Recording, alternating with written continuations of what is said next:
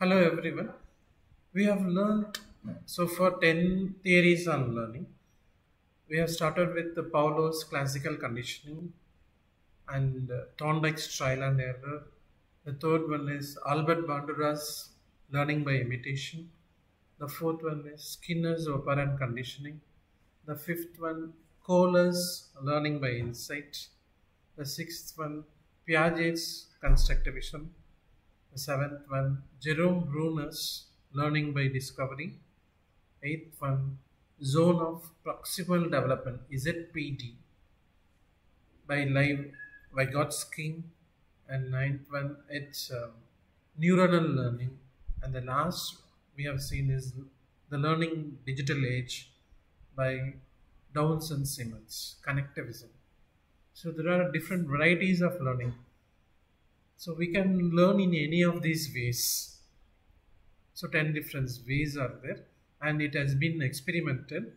It has their characteristics have been given, their applications have been given. So we know all these things.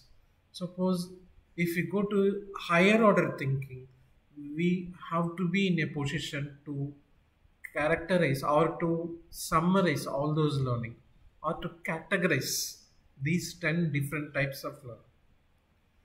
If in some way, if you could able to categorize all these 10 types of learning, then which means that we have understood that we are in the next level, we are in the application level of understanding the concept learning. Okay, shall we try this? So the all the 10 learnings can be put in these four categories. Number one, behaviorism. Number two, cognitivism. Number three, constructivism. And number four, connectivism. These are the four categories under which all the 10 learnings can be brought in. So we'll go further. Behaviorism. So see the thing, behavior, the external stimulus or thing. If you go for the cognitivism, it little thing, the brain is taking place in the learning, in the occurrence of learning.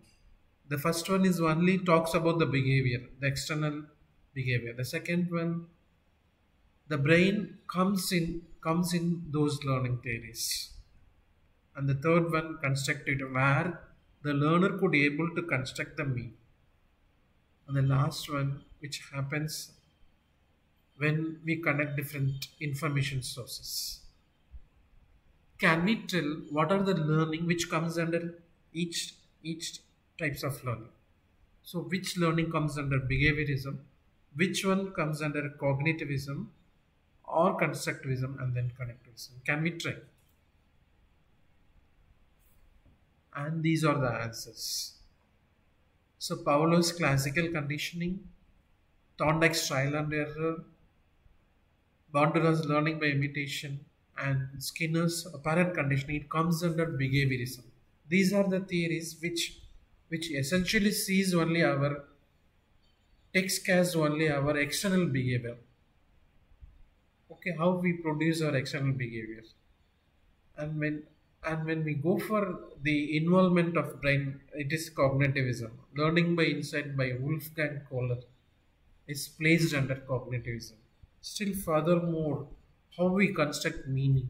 So it is the third category where we can see constructivism. So there, Piaget's constructivism, learning by discovery by Jerome Bruner, and ZPD by Vygotsky, and neural based learning. All these comes under constructivism, where the learner is involved in preparation of the meaning. The last one in the digital age, connection of special zones of information, we call it as connectivism.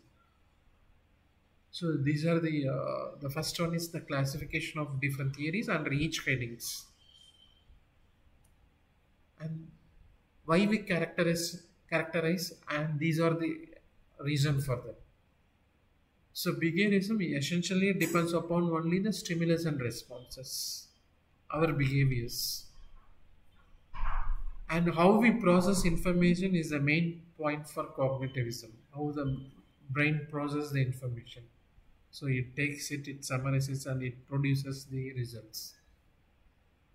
And how the learner constructs new, how he understands the meaning, how he discovers the meaning of a concept. So all those things comes under constructivism. And the last one, connecting of special modes, our example of corona.